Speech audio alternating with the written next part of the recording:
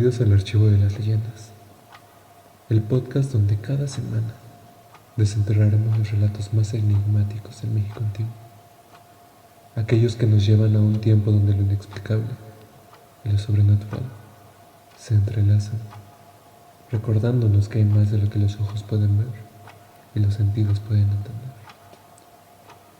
Hoy cruzaremos los límites entre lo vivo y lo muerto, entre el honor y la venganza, para encontrarnos con una figura temida en los caminos rurales, en las noches sin luna. El día de hoy desenterraremos la leyenda del jinete sin cabeza. Prepárense para cabalgar por una historia de guerra, traición y una maldición que aún retumba en los corazones de quienes han escuchado el eco de su galope fantasma. Acomódense y escuchen con atención.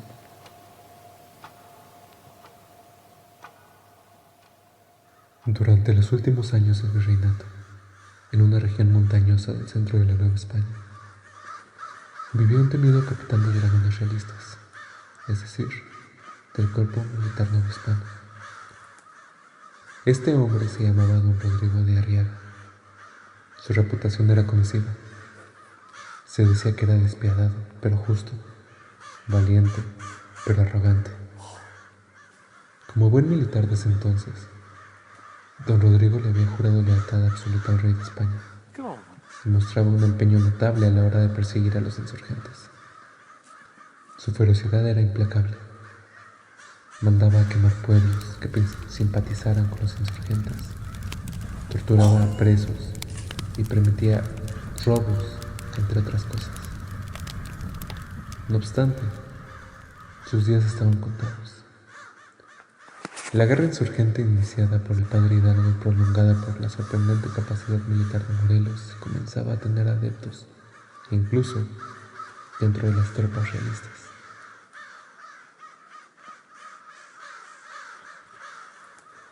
Don Rodrigo se propuso tenderles una trampa a las tropas insurgentes, una emboscada que significaría el final de aquella guerra civil.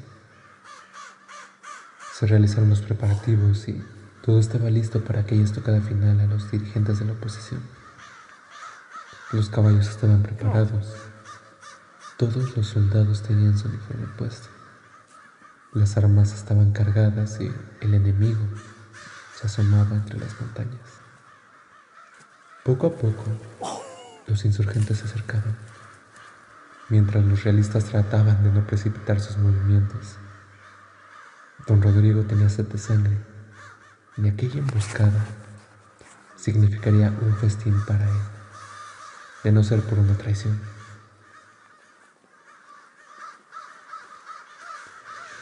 Los insurgentes cayeron en la trampa, y los dragones los sorprendieron, golpeando, matando, desmembrando a muchos de sus miembros.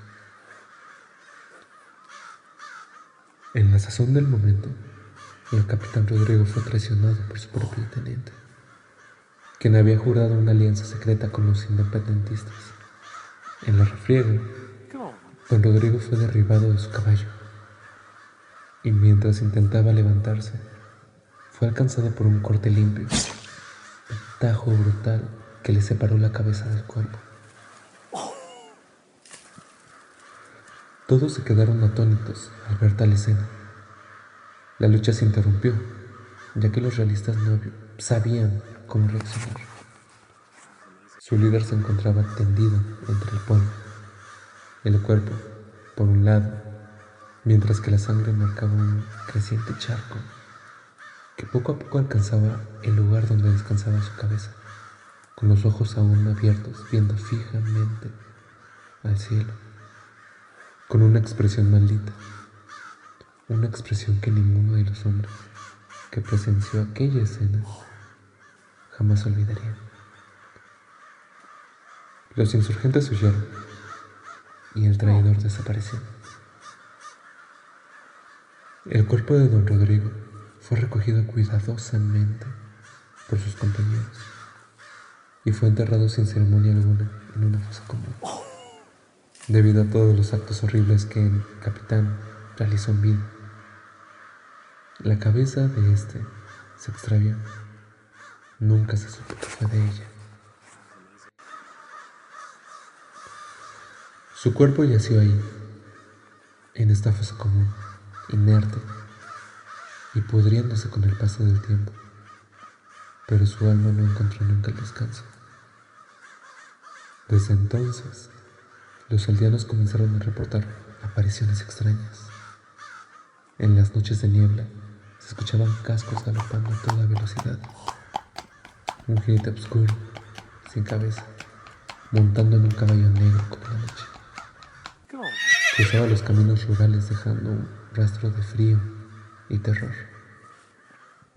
Algunos decían que el jinete buscaba venganza, otros que buscaba su cabeza perdida, pero todos coincidían en algo.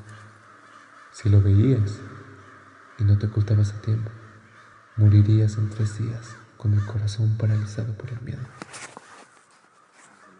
Una noche, un joven arriero decidió enfrentarlo. Armado con una cruz de madera y una vela bendita, se escondió cerca del viejo puente donde el jinete aparecía. Justo cuando el reloj marcó la medianoche, la niebla se abrió como un velo y el sonido de los cascos sacudió la tierra. El arriero, sí, lo vio, una figura espectral, envuelta en una capa larga, montando un corcel cubierto de llamas oscuras. En lugar de cabeza, llevaba una calabaza encendida por dentro, como si el fuego del infierno le sirviera de faro. El joven alzó la cruz y gritó una oración. El jinete se detuvo un instante.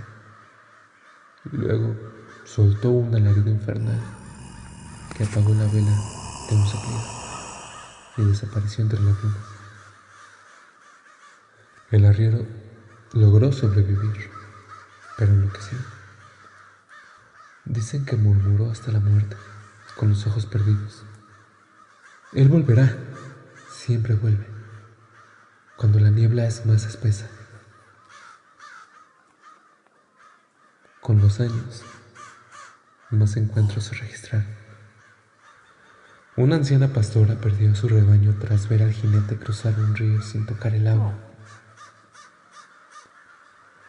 Un viajero juró que su caballo se negó a avanzar cerca del bosque, justo antes de escuchar a un caballo misterioso y ver una sombra decapitada sobre una colina. Incluso, los soldados de la República, muchos años después, informaron ver luces flotantes y oír cascos de caballo en caminos olvidados. Una familia entera desapareció tras acampar junto al antiguo camino real. Solo quedó su carreta volcada, con las ruedas aún girando lentamente, como si el tiempo mismo hubiera sido interrumpido por la presencia del jinete. Un monje franciscano, escéptico de las leyendas, intentó exorcizar el lugar. Llevó reliquias, rezó en latín y levantó una cruz de hierro. Durante la madrugada, los campanarios de su misión repicaron solos, y al amanecer, el monje fue hallado inconsciente, con una marca en el pecho, como si una herradura ardiente lo hubiese pisado.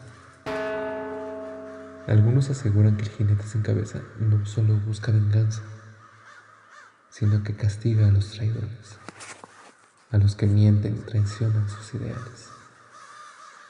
Otros creen que es un alma atrapada entre dos mundos, condenada a cabalgar por la eternidad, buscando justicia en una tierra donde la justicia fue negada.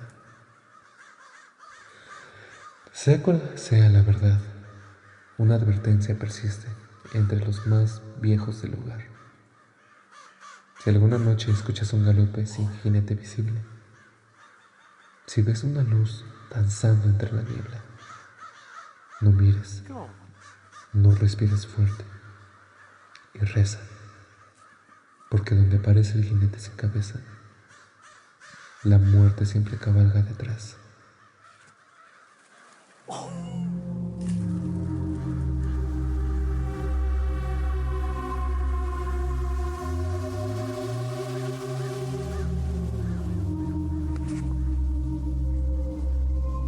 La leyenda del jinete sin cabeza se sitúa en un periodo turbulento del México virreinal. Los últimos años del control español en el territorio hispano, cuando los ecos de la Ilustración, las tensiones políticas internacionales y las transformaciones que tuvieron lugar en la colonia comenzarían a cobrar factura. Se trataba de una época marcada por la desigualdad social, el control absoluto del clero y del sector peninsular en un territorio ajeno, así como por el surgimiento de movimientos insurgentes que exigían autonomía política, justicia y libertad.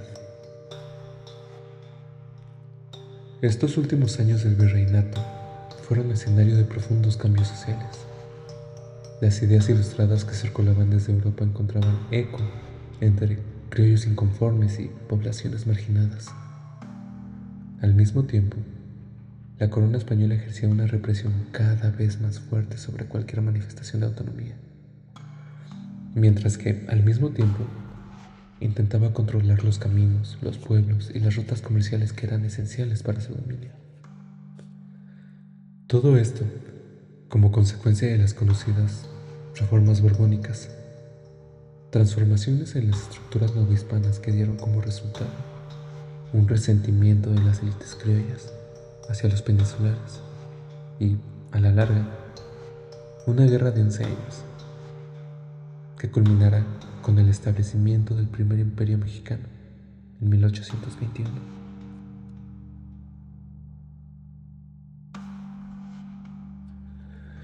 Por otro lado, los caminos reales.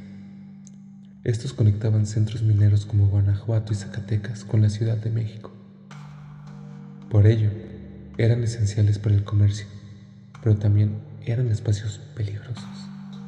Los asaltos, los ejércitos insurgentes moviéndose en la clandestinidad y las ejecuciones públicas eran parte del paisaje cotidiano.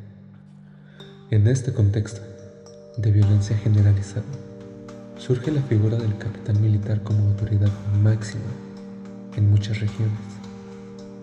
Un dato interesante es que Agustín de Iturbide, aquel personaje importantísimo en la historia de México, por ser el consumador de la Guerra de Independencia, fue capitán de los dragones, en la región del Bajío, por supuesto, que abarca las partes o los estados actuales de Guanajuato, Michoacán, Querétaro y Jalisco, aunque también tuvo actividad en Valladolid, hoy Morelia, y en el Valle de México. Si bien no era un militar tan prominente como lo era Félix María Calleja, sí era alguien de importancia en el territorio, conocido por su feroz persecución de los insurgentes. Agustín, hay que decirlo, era un realista convencido, que se unió al bando insurgente por evitar ver su posición privilegiada caer gracias a la imposición de una nueva constitución, la Constitución de Cádiz. Esta promovía ideas liberales que contradecían al conservadurismo de Iturbide, por lo cual este consumó o ayudó a consumar la independencia de la Nueva España para defender las políticas tradicionales de su pueblo, de su territorio. Al poco tiempo, Agustín fue declarado como Agustín I de México. El primer imperio mexicano se hizo presente, al menos hasta mediados de 1823. Por diversas razones, Agustín abdicó el trono y se exilió en Europa. Allá los rumores de un intento de los españoles de reconquistar el territorio perdido eran intensos, por lo que en 1924 el ex emperador decidió regresar a su patria para luchar en contra de la reconquista. Desembarcó en el actual estado de Tamaulipas, donde fue atrapado por tropas mexicanas y fusilado bajo el argumento de que, después de su exilio, se le declaró traidor a la patria, y su castigo era la pena de muerte, algo que Iturbide desconocía al momento de su llegada al territorio nacional. Me parece interesante este símil que se puede realizar entre ambos personajes, capitanes conocidos por su crueldad que, de alguna manera, fueron traicionados, fueron asesinados por sus antiguos aliados. Regresando a la leyenda, la tradición oral durante este periodo refleja una cosmovisión particular, una cosmovisión popular, una mezcla entre la fe cristiana, el miedo a lo sobrenatural y las raíces indígenas que interpretaban las desgracias como castigos o presagios. Es por eso que muchas de las leyendas de la época mezclan lo histórico con lo fantástico, los muertos que no descansan, los pactos con lo oculto, las almas en pena y, claro, los jinetes sin cabeza.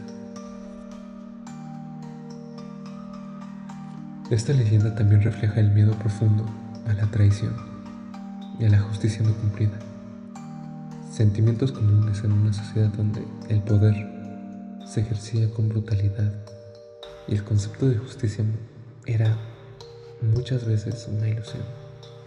En muchos sentidos, el jinete sin cabeza encarna el fantasma del viejo régimen que se niega a desaparecer, incluso cuando su cuerpo ya ha sido vencido.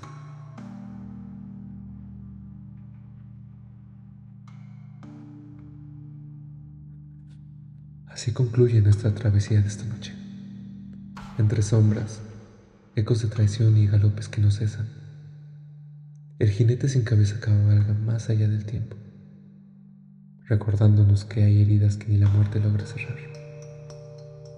Si alguna vez transitas por un antiguo camino cubierto de niebla, escucha. Tal vez el galope lejano no sea producto de tu imaginación. Tal vez la leyenda sigue viva.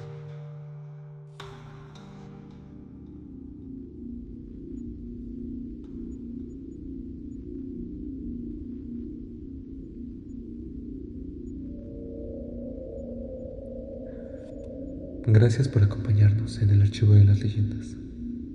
Por favor, no olvides suscribirte, compartir este episodio y dejar tu calaverita o tu comentario en la plataforma donde nos escuchas.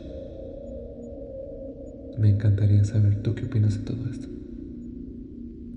Nos escuchamos la próxima semana con otro relato arrancado del polvo del pasado, porque mientras exista quien recuerde, ninguna leyenda muere del todo.